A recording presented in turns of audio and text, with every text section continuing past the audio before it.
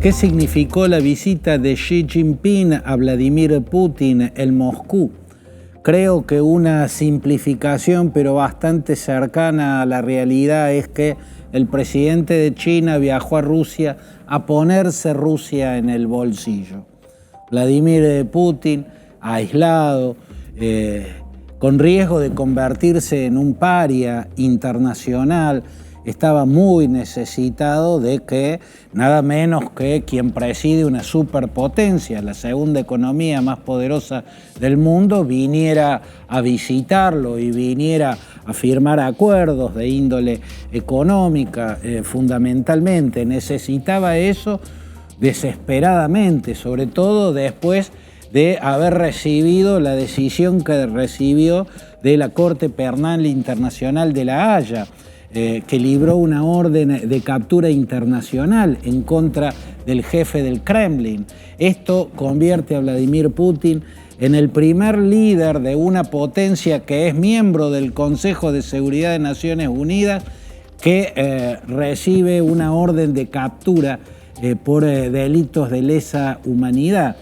También debiera haber otros. Bush hijo debiera estar por lo que fue la invasión de Irak en el 2003. Como fuere, Putin es quien se convirtió el primero en tener ese desmérito, el primero en quedar en una lista donde hay personajes de la calaña del líder serbio Slobodan Milosevic, que fue juzgado y condenado en La Haya, terminó muriendo en una prisión de La Haya por los crímenes que cometió en las limpiezas étnicas contra Kosovo, donde hay personajes de la calaña de Charles Taylor, el presidente de Liberia, que impulsó la guerra civil y las masacres en la vecina Sierra Leona. En fin, personajes que son criminales de la peor envergadura están en la lista donde ahora está Vladimir Putin. Por eso era importante, ¿no?, ya que él va a tener dificultades para visitar cualquiera de los 123 países que suscribieron el Estatuto de Roma de 1998, por ende aprueban lo actuado por la Corte Penal Internacional.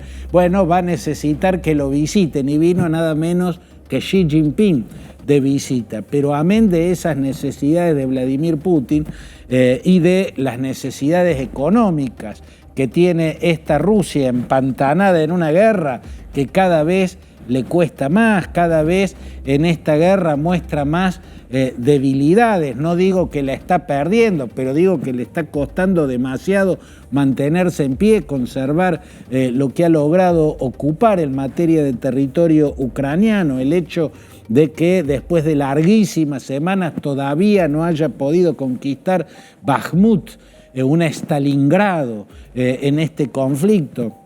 El hecho de que esté enviando tanques T-54, que son de la Segunda Guerra Mundial, están yendo trenes cargando tanques T-54 y T-55, son tanques de la Segunda Guerra Mundial que están sacando de los depósitos que quedaron de la era soviética. Son muestras de la fragilidad económica, el agobio que está sintiendo Rusia por esta guerra en la que se ha metido y que le ha implicado sanciones económicas de las potencias de Occidente. Por eso necesita tanto de China, y por esa necesidad es que aparece un Vladimir Putin casi regalado y casi que regalando a la potencia que preside la Federación Rusa, a esta nueva superpotencia en el mundo. Se dio vuelta la balanza, porque siempre Rusia, sobre todo en la era soviética, había mirado de arriba a China. China era la pobre entre los grandes países comunistas, y Rusia, la Rusia soviética, era la que tenía el mayor imperio, el que le competía cara a cara a los norteamericanos. Ahora es China la que está en esa posición, es la que va a socorrer a Rusia y también la que de algún modo se está apoderando de Rusia.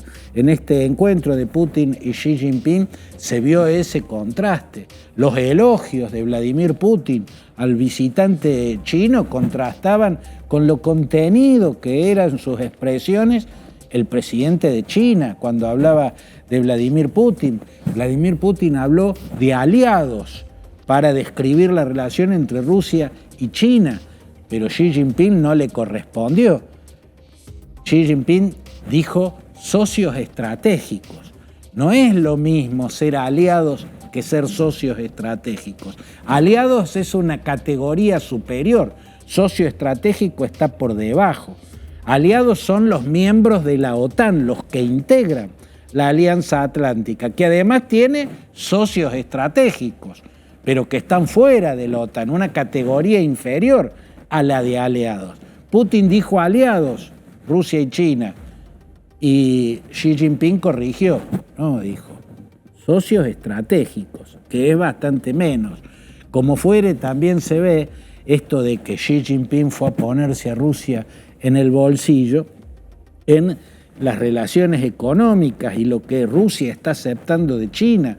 Rusia aceptó hacer el comercio en yuanes y no en rublos.